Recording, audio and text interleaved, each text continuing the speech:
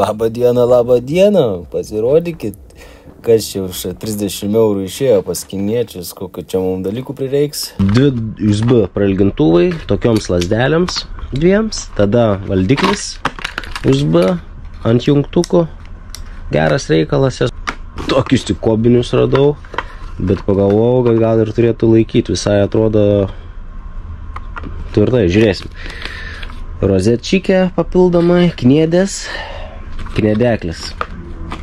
nes kniedės geriau, paaiškinsiu kodėl vėliau. O kniedės pasirinkau todėl, kad mano sienų sumuštiniai sudaryti iš lukšto, aliuminio lakšto bei polistirolo, tad varžtas sulys kiaurai ir niekur nelaikys savo srėgyje.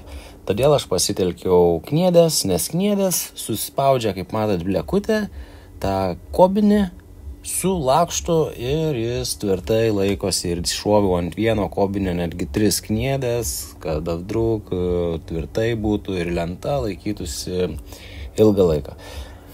Žodžiu, kaip pridera dariau, kaip matot, dabar susiklijuoju laidus, irgi atkerpu ploną linijytę, 2 pusės lipnios juostos, įsodinu į kampą ją ir įsodinu į tą patį kampą ir laidas stovi gražiai, tvarkingai kaip outline linijytė, ir nesimaišo ir vat rezultatai kokie, kaip jūs vertinat, ar patinka toks variančiukas ir ar matėt kaip vakare atrodo, ką manot?